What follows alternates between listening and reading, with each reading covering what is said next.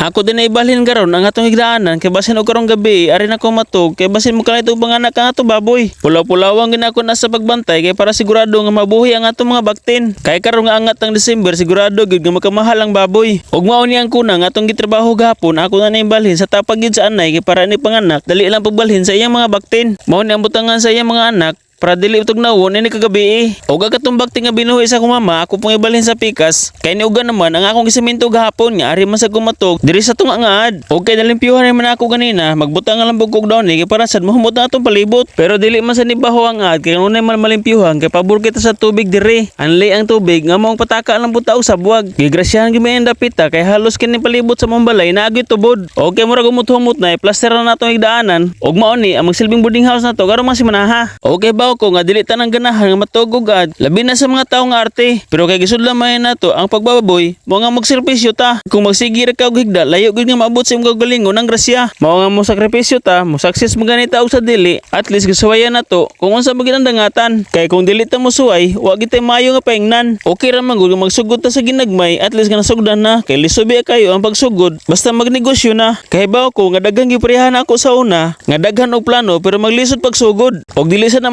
malikaya nga na kay mga plano nga ma-failure kay naay masinot nga plano gitagana nga sa Ginoo nato mao nga kung nakasugod man gani ka unya napalpak ayo lang pagpakawa sa paglaom kay mo abot ra gid ang oras nga mopabor nimo ang panahon balik ta sa tong trabaho karong adlaw di ay naragi ko gabante sa akong anay ug naragi ko tambay-tambay diri sa akong ad kay basin niya og mukalit og panganak ya di mabantayan para dahil sa mga wala pa idea about pagbababoy sukad sa adlaw nga malutas na ang mga baktin uyhap ra ka og 3 hangtod sa 5 ka adlaw basta maayo lang pagatiman pwede na iayon o patakalan unya gikan sa pag-iay maghihap ka og 22 ka adlaw kung dili na ganin na siya manguwag it means nga buntis na nya gikan sa pag-iay na maghihap ka og 114 ka adlaw sa iyang pagbuntis og kanang adlaw nga 114 mao ginagiyang paabot pero naa say panahon or nasa ubang baboy nga mosayo og panganak naa say madili sa adlaw niya nga paabot